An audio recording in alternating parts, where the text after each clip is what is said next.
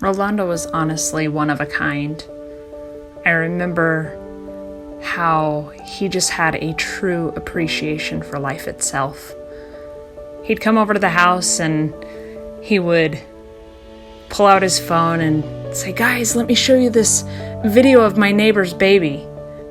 You'd sit there and you'd watch it, and Rolando just had pure joy coming out of himself from being down on the floor, playing with this baby, and now he was showing us the very excitement of life. And you could see he didn't just do this with one family or two families. He did it everywhere he went. He had joy in watching these little bright pieces and moments in life where he would share his heart and his passion for people. And Ro deeply cared about people, which is why we know he's left his mark everywhere. There won't be a moment where I celebrate each of my children's birthdays without remembering Rolando. He and Cammie would come over, but before he met Cammie, it was just Ro. He would bring over for their birthdays this big pan of spaghetti with hot dogs, as it was important to him to share with us his Filipino traditions. Our kids always wanted Uncle Ro's spaghetti. You know, the thing about Ro that I know is leaving a hole in each of us is the way that he loved our families and the way that he showed love and deep friendship to every single person. Things that Rolando wanted out of life with friendship is something that we can all learn from him, how to love better and have a deep appreciation for others, leaving our mark everywhere we go, whether that's to take a gift, whether that's to bring a smile, whether it's to share a dinner. Rolando did this better than anybody that we know.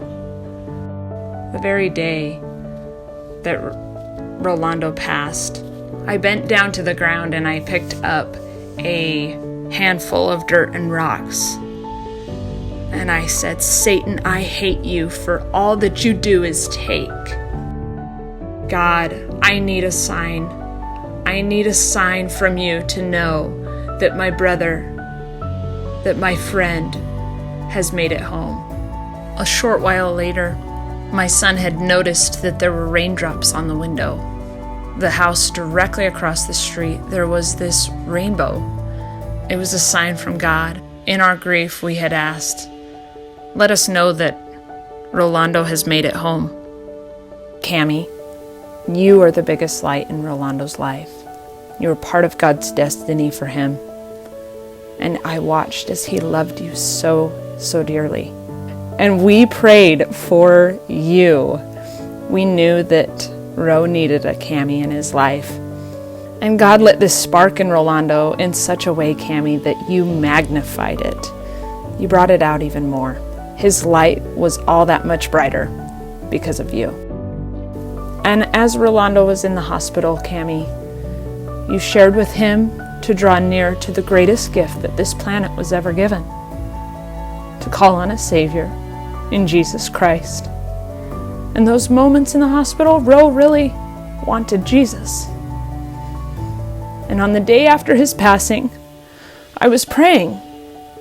And I said, "God," and I had been praying all along that God would turn Rolando into a roaring lion. I believed Ro would come back from this COVID thing stronger as a roaring lion of faith. And I asked God, why didn't you answer my prayer? And a vision hit me. Immediately, I was standing about 10 feet back behind Rolando, and I could see the back of him. He was standing in front of a brilliant bright light, and his hands were raised in the air. And God spoke to me and said, "Oh, but I have answered your prayer. He's one of the loudest voices up here. RCJ, keep roaring, Ro, till we see you again. We love you.